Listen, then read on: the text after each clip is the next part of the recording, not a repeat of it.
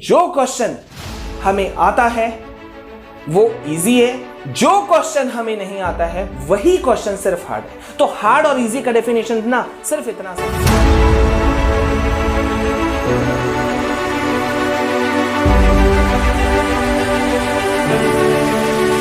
So hey everyone, once again welcome back to your own channel. Term 1 exams में अब बहुत कम समय बचा है और आप कह सकते हो कि उल्टी गिनती जो है वो टिक टिक टिक टिक टिक मुझे तो सुनाई दे रही है, आपको सुनाई दे रही है। आई नो कि आपको भी सुनाई दे रही होगी, क्योंकि जिसके ऊपर में कोई चीज बीतता है उसे ही सब कुछ पता होता है। लेकिन हम आपको आज देने वाले हैं shotgun technique, 7 best tricks to get 40 out of 40। बिल्कुल आप एकदम पाओगे, अचीव करोगे, और वो कैसे करोगे सब कुछ बताऊंगा। लेकिन जैसा कि अभी आपको पता है, सबसे पहले हम शुरुआत करते हैं कि भैया अगर आप लोग पहली बार हमारे चैनल में आए हो तो सबसे पहले चैनल को सब्सक्राइब करो, लाइक शेयर कमेंट जरूर करना, और यार वीडियो अंत तक देखना, क्योंकि यार अभी ये शॉटगन टेक्निक कहीं नहीं मिलने वाला तुमको। बहुत बारीकी से देखोगे सुनोगे तो हर चीज समझ जाओगे। अब हम यहां पे करते हैं कि ये बोर्ड एग्जाम का थोड़ा सा कुछ चीजों को ले लेते हैं, ठीक है, जिसमें कि तुमको हाँ या ना में जवाब देते जाना है। शुरू के कुछ 10-20 सेकंड या 1 मिनट, ठीक है। अब यहां पे टर्म 1 एग्जाम जैसे कि तुमको पता है 50% सिलेबस है, टर्म 2 50% सिलेबस है। अब हटाओ इसको। पता है टर्म 1 एग्जाम को कौन जीतेगा?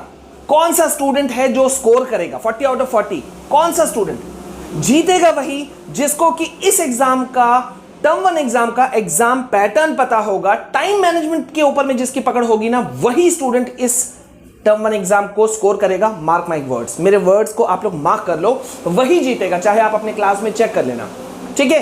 तो हमें करना क्या है? आस्क योरसेल्फ फर्स्ट, सबसे पहले अपने आप से पूछो, are you really ready for this exam? क्या तुम सचमुच में इस एग्जाम के लिए वेल प्रिपेयर्ड हो, तैयार हो?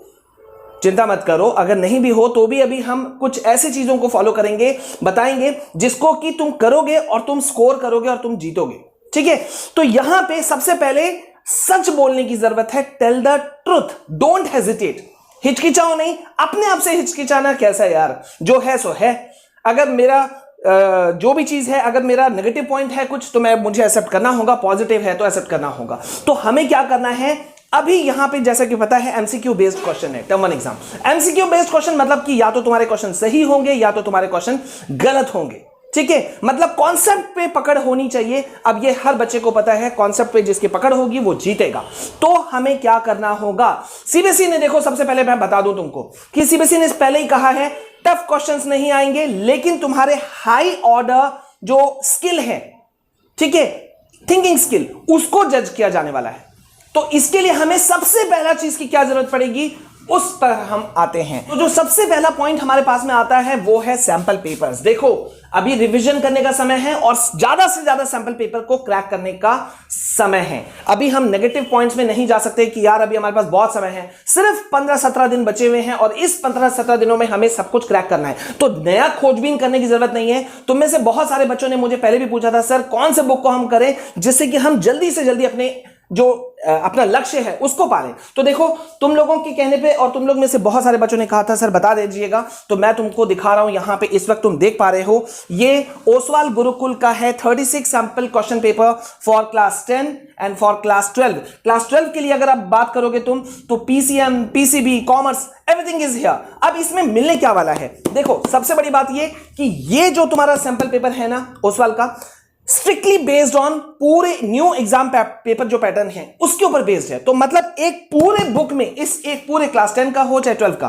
पूरे एक बुक के अंदर में पूरा का पूरा सिलेबस जो है वो कवर्ड है, ठीक है। इसमें सभी टाइप के एमसीक्यू क्वेश्चंस को कवर किया गया है, स्टैंड अलोन, तुम्हारे केस बेस्ड स्टडी वाले, असर्शन रीजन वाले, सब कुछ है। और उससे बड़ी बात क्या है कि इसमें डिटेल्ड जो है वो एक्सपर्ट सॉल्यूशन भी है for the better understanding of any concept. किसी भी कॉन्सेप्ट को तुम समझ नहीं पा रहे हो, यहां एक्सपर्ट सॉल्यूशंस हैं, ठीक है। तो अब तुम्हारे ऊपर है ये तुम कौन सा बुक लेना चाहते हो। Every book is good, best, ये मैंने हमेशा कहा है, हर आदमी का चॉइस अलग होता है। लेकिन मैं अभी इस वक्त ये बता दे रहा हूं क्योंकि बहुत लोगों ने कहा था कि सर इसको कंपैरिजन करके मुझे बताइएगा। तो इसका तुम अपने नियर बाई स्टोर से खरीद सकते हो, घर के अगल बगल में कोई है वहां से ले सकते हो। वैसे मैं एक लिंक जो है, प्रोडक्ट लिंक जो है, वो बाय लिंक जो है वो एक डिस्क्रिप्शन में डाल दे रहा हूं, तो वहां से तुम लोग चाहो तो चले जाना, पहले जाओ, समझो, देखो, उसके बाद में अच्छा लगे तो फटाफट ले लेना, ठीक है। तो हमारा पहला पॉइंट क्या था गाइज? यहां पे हमारा पहला पॉइंट था क्या कि भाई हमें पकड़ना है क्या चीज को, सैंपल क्वेश्चन पेपर को। सैंपल क्वेश्चन पेपर क्यों? क्योंकि इस बार सब कुछ नया है, एवरीथिंग इज न्यू। हर कोई अपना कैलकुलेशन लगा रहा है। कोई बोलता है क्वेश्चन पेपर टफ आएगा, इतना टफ आएगा पसीना छुड़वा देगा। कोई कुछ बोलता है, अरे भैया टफ नहीं आएगा, सीबीएसई ने पहले ही कह दिया, तो क्यों परेशान हो रहे हो, काहे परेशान हो? तो वो चीज नहीं करना है और हमें सैंपल पेपर का प्रैक्टिस करना शुरू करना ही होगा, बिल्कुल उसी टाइम ड्यूरेशन में। उसी टाइम ड्यूरेशन में जितना की टाइम ड्यूरेशन तुमको टर्म 1 एग्जाम में मिलने वाला है, यानी कि 90 मिनट्स, यानी कि 1.5 घंटा। ठीक है, अब जब हम 1.5 घंटा की बात करते हैं तो तुम्हें सारा चीज सोचना है। अब ऐसी जगह पे हमारा आता है पॉइंट नंबर 2, सेकंड ट्रिक। ठीक है, remove distractors from the options. Distractor क्या है, कौन सा चीज है जो हमें डिस्ट्रैक्ट करता है?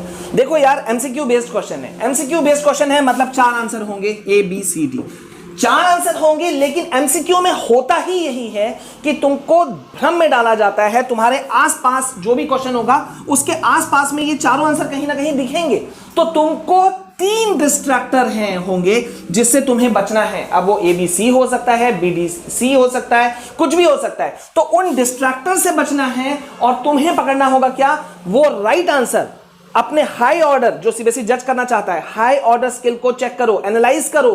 जो तुमने कॉन्सेप्ट पढ़ा, अब उस कॉन्सेप्ट के ऊपर में एनालाइज करो। ठीक है, सोचो तुम्हारा आंसर किसके करीब है, कौन सा आंसर सबसे करीब। हो सकता है चारों आंसर भी सही हो, लेकिन द बेस्ट आंसर कौन सा। अब कोई क्वेश्चन है, सपोज गांधी जी ने अपने लाइफ में कब सबसे बड़ा काम किया? अरे यार सारे बड़े काम किए, लेकिन अगर भारत छोड़ो आंदोलन का बात हो जाएगा तो वो सबसे क्लोजेस्ट वन होगा कि नहीं होगा? बिल्कुल होगा। तो यही चीज हमें करना है कि डिस्ट्रैक्ट करना है हमें, उन डिस्ट्रैक्टर्स को रिमूव करना है जो कि हमारे ऑप्शंस में से हैं, और देखना तुमको मिल जाएगा तुम्हारा क्या करेक्ट आंसर।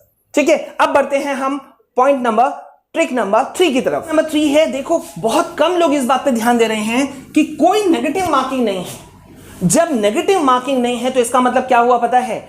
नेगेटिव मार्किंग नहीं होने का मतलब यह हुआ कि सीबीएसई ये तुमसे चाहता है कि तुम सारे क्वेश्चंस अटेम्प्ट करो, कोई क्वेश्चन छोड़ना नहीं है। अरे यार कई एग्जाम्स ऐसे होते हैं जहां पे अगर कोई आंसर तुम्हारा गलत होता है तो तुम्हारे कुछ मार्क्स कट जाते हैं।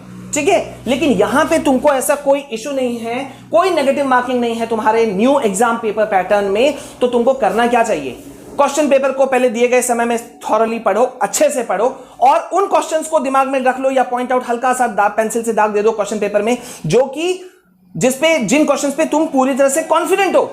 तो पहले उनको आंसर करना है, और एट द एंड सबसे लास्ट में जो बचा खुचा तुम्हारा 10-15 मिनट का समय होगा, उसमें उन क्वेश्चंस को अटेम्प्ट करना है जो हमें नहीं आते, क्योंकि नेगेटिव मार्किंग है ही नहीं।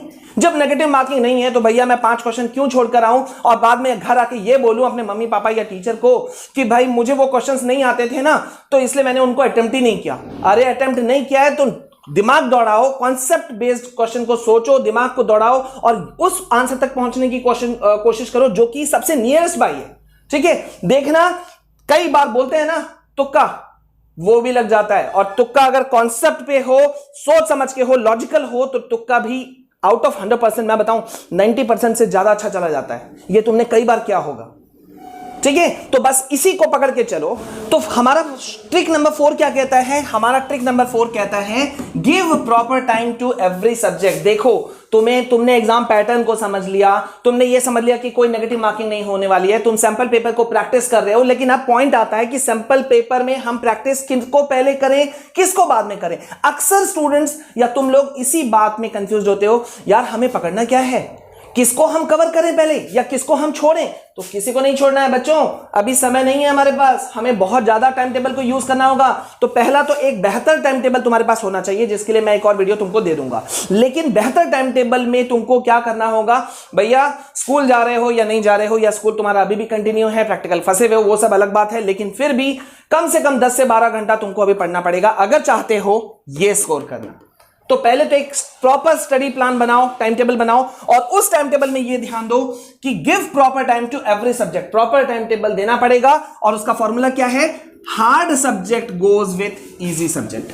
अगर एक हार्ड सब्जेक्ट तुम पढ़ोगे तो उसके साथ में तुमको एक इजी सब्जेक्ट लेके चलना चाहिए। जैसे कि फॉर एन एग्जांपल, अगर आज मैं मैथ्स पढ़ूंगा तो मैथ्स के साथ में मैं इंग्लिश पढ़ सकता हूं, मैं हिंदी पढ़ सकता हूं साथ में, ये मेरा इजी सब्जेक्ट हो गया, ये मेरा इंग्लिश हो गया, सॉरी हार्ड सब्जेक्ट हो गया। ठीक है, तो इस तरह से चलो।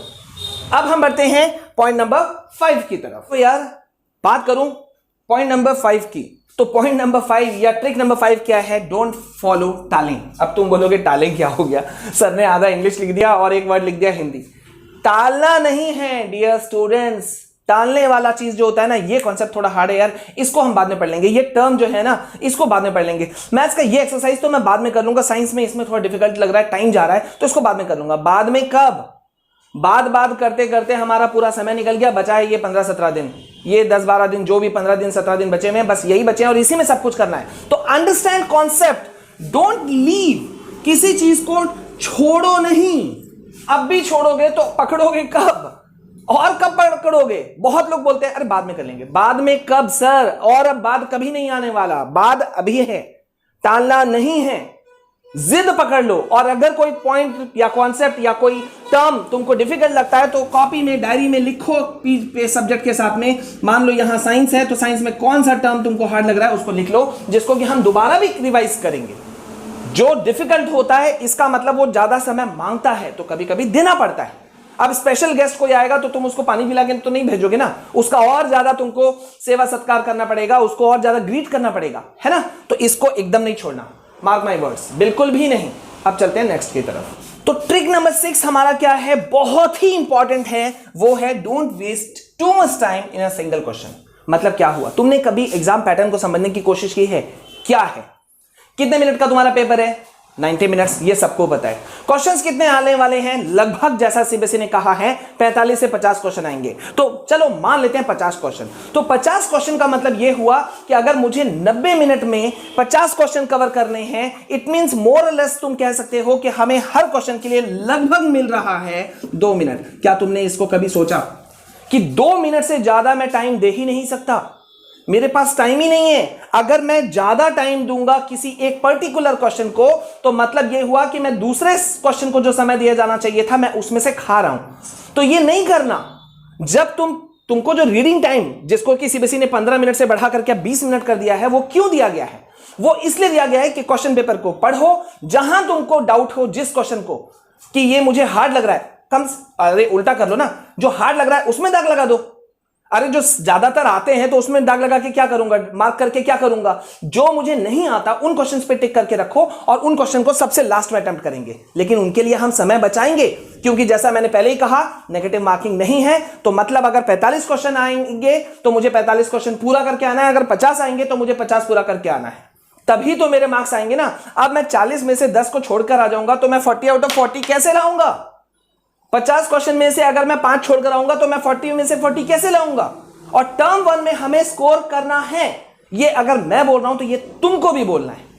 जब तक दोनों की जिद नहीं होगी ना, तुम्हारी और मेरी, तब तक हम वो चीज को स्कोर नहीं कर पाएंगे। ठीक है, समझ गए?